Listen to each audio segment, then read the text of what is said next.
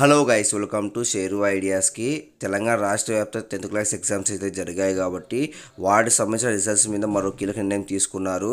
ఆ కీలక నిర్ణయం మీద ఈ వీడియో క్లియర్ చెప్తే చూడండి. ఫేస్ మీరుగా మంచిగా ఫస్ట్ టైం వస్తే సర్ప్రైజ్ పక్క మిలియన్ చేసుకోండి. ప్రతి ఒక్క లైక్స్ అని షేర్ చేయండి. ఇంకా డైరెక్ట్ టాపిక్కి వెళ్ళిపోతా. ఆ తెలంగాణ రాష్ట్ర వ్యాప్తంగా 10th క్లాస్ ఎగ్జామ్స్ జరిగాయి కాబట్టి మార్చి 18 నుంచి ఏప్రిల్ 2 వరకు వాటికి సంబంధించిన రిజల్ట్ అయితే రిలీజ్ చేయబోతున్నారు ఏప్రిల్ 30వ తేదీన. కానీ కొన్ని కారణాల వల్ల పోస్ట్పోన్ చేసినట్టు తెలుస్తుంది. ఎందుకంటే మార్క్స్లో కొన్ని అయితే తేడా అయితే ఉన్నాయి కాబట్టి ఒకటికి 2 సార్లు అయితే క్రాస్ చెకింగ్ చేస్తున్నారు.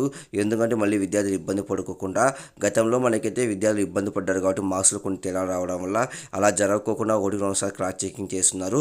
మనకైతే మరోసారి పోస్ట్పోన్ చేసే అవకాశం కనిపిస్తుంది మే 2వ తేదీకి.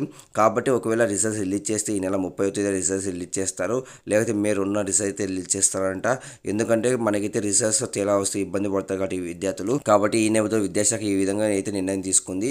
కాబట్టి ఇంకే అప్డేట్స్ ఖచ్చితంగా పోస్ట్ చేస్తాను. ప్రతి ఒక్క లైక్స్ షేర్ చేయండి. ప్రతి ఒక్క సబ్స్క్రైబ్స్కి పక్క చేసుకోండి.